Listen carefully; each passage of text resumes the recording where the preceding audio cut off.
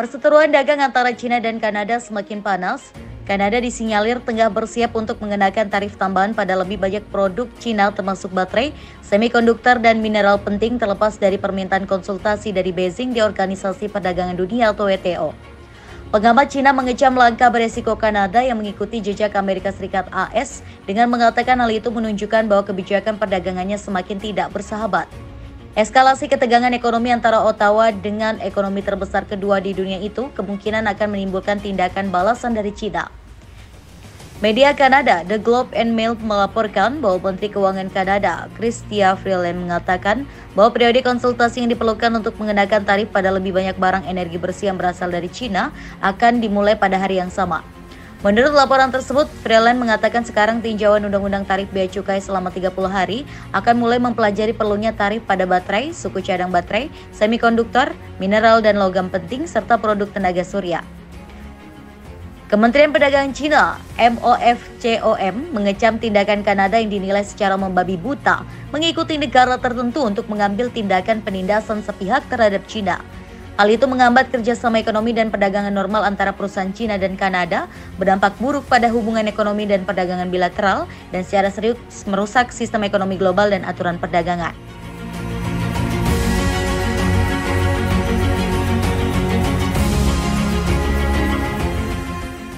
Sementara peneliti senior dari Center for China and Globalization, He Weiwen, menilai tindakan Kanada memperluas tarif pada lebih banyak produk China tidak mengherankan.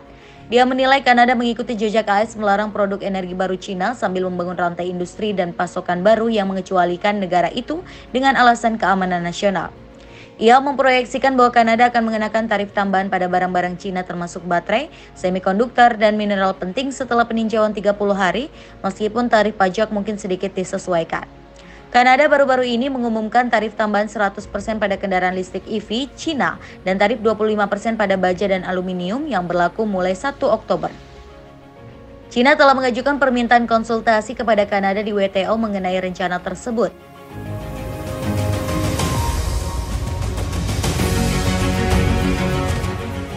Perang dagang China dan juga Kanada makin panas. Beijing resmi meluncurkan pembalasan atas serangan Ottawa ke mobil listrik kemarin. China kini melakukan penyelidikan anti-dumping terhadap komoditas dan ekspor andalan Kanada, canola, dan juga produk kimia. Kementerian Perdagangan China menyebut pada 2023, ekspor canola Kanada ke China telah meningkat signifikan, mencapai 3,47 miliar dolar Amerika. Namun harga terus turun dan merugikan petani lokal, di mana China pun menegaskan akan mengambil langkah untuk mempertahankan hak dan kepentingan yang sah dari perusahaan-perusahaannya. Sebelumnya, Kanada mengumumkan akan menjatuhkan tarif bea masuk impor mobil listrik dari China hingga 100%. Selain mobil listrik, Kanada juga mengenakan tarif 25% pada baja dan aluminium China. Di masa mendatang, Kanada kemungkinan akan terus mengikuti jejak AS untuk mengenakan tarif yang lebih tinggi pada sejumlah besar produk China. Namun dia mengingatkan bahwa tindakan Kanada tersebut kemungkinan akan menimbulkan tindakan balasan dari China. Di bagian lain, Lee menilai langkah Kanada yang mengikuti kemauan Washington menunjukkan bahwa negara itu secara bertahap kehilangan otonomi strategisnya. Sehari menjelang pengumuman Kanada tentang tarif tambahan pada kendaraan listrik China dan produk lainnya, Penasehat Keamanan Nasional AS Jake Sullivan melakukan perjalanan ke negara itu, di mana dia bertemu dengan Perdana Menteri Kanada Justin Trudeau dan menyampaikan pidato pada pertemuan kabinet tahunan Kanada.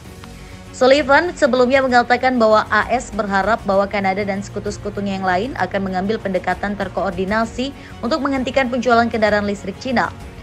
Peneliti di Institut Hubungan Internasional Kontemporer China yang berpusat di Beijing, Chen Fengying, menilai di tengah pesatnya perkembangan industri hijau di China seperti sektor kendaraan listrik dan tenaga surya, AS khawatir akan kehilangan posisi terdepannya di puncak rantai nilai perdagangan internasional. Akibatnya, AS terus menekan sekutunya termasuk Kanada untuk mengekang dan menekan industri-industri China yang sedang berkembang.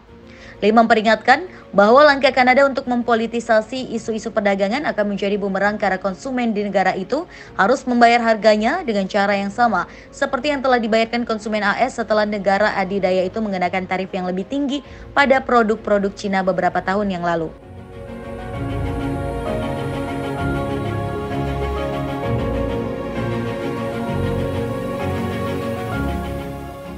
Selasa, 3 September 2024, China mengatakan pihaknya berencana untuk memulai penyelidikan anti-dumping atas impor kanola dari Kanada.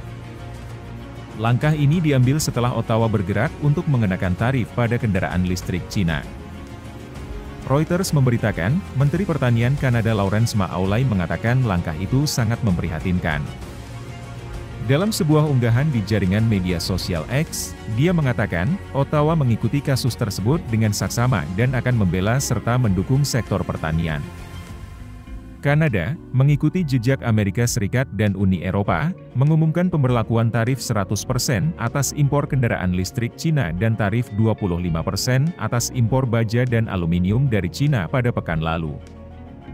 Cina sangat menyesalkan dan dengan tegas menentang tindakan pembatasan sepihak yang diskriminatif yang diambil oleh Kanada terhadap impornya dari Cina meskipun ada penentangan dan penolakan dari banyak pihak. Demikian kata juru bicara Kementerian Perdagangan Cina dalam sebuah pernyataan. Kementerian tersebut mengatakan Cina juga akan memulai penyelidikan anti-dumping terhadap beberapa produk kimia Kanada. Lebih dari separuh kanola yang diproduksi di Kanada dikirim ke Cina, importir biji minyak terbesar di dunia. Kanola, yang juga disebut rapeseed untuk varian tertentu, digunakan sebagai minyak goreng dan dalam berbagai macam produk termasuk bahan bakar terbarukan. Dewan Kanola Kanada mengatakan yakin bahwa penyelidikan Cina akan menunjukkan bahwa produsen Kanada bermain sesuai aturan. Perdagangan antara China dan Kanada telah turun 0,5% tahun ke tahun dalam 8 bulan pertama tahun 2024 menjadi 57,66 miliar US dollar. Terkait dengan itu, He Weiwen mengatakan bahwa saat ini adalah waktu yang tepat bagi Kanada untuk meninggalkan diskriminasi ideologisnya dan mentalitas politik blok untuk melanjutkan hubungan perdagangan non-diskriminatif dengan China berdasarkan aturan WTO.